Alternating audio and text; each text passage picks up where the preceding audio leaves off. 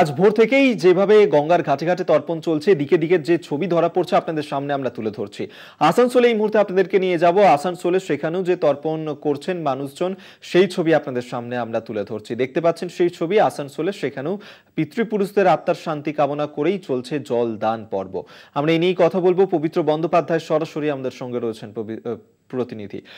পবিত্র, আজ মহালয়ার এই পুণ্য তিথিতে দিকে দিকে তর্পণের যে ছবি ধরা পড়ছে তা তো আমরা দেখাচ্ছি। তুমি যেখানে রয়েছো আসানসোলে, সেখানে কিভাবে পালন করা হচ্ছে আজকের এই মহালয়ার দিন, তর্পণের ছবিটা তোমার কাছে দেখতে চাইবো।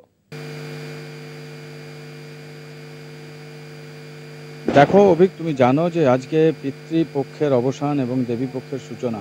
আর এই পুণ্য লগ্নে এই পিতৃপুরুষদের জল দেওয়া থেকে শুরু করে পিতৃপুরুষকে স্মরণ করা এবং এই কাজ প্রত্যেকটি রাজ্যের দেশের সঙ্গে সঙ্গে আসানসোলের যে দামোদর নদী, সেই নদীতেও এই ছবি আমাদের ধরা পড়েছে। এবং ভোর থেকে অগণিত মানুষ তারা পিতৃপুরুষের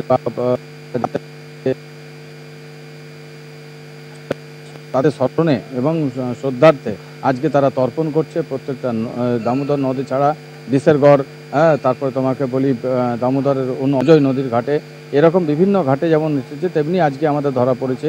যেমন দামোদর নদে যে তোমার পিতৃ তর্পণ করতে আসে, পিতৃপুরুষকে জল দিতে এসছে সবাই, এই ছবি সকাল থেকেই ধরা পড়েছে।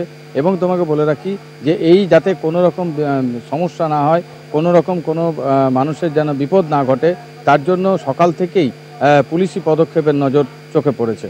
অভিক, ধন্যবাদ তোমায়। আসানসোল থেকে এতক্ষণ সরাসরি আমাদের সঙ্গে ছিলেন প্রতিনিধি পবিত্র বন্দ্যোপাধ্যায়। এবং পবিত্র যেমনটা জানাচ্ছিল যে আজ মহালয়ার এই পুণ্যতিথিতে যেভাবে তর্পণ চলছে দিকে দিকে, আসানসোলেও সেই একই ছবি ধরা পড়ছে।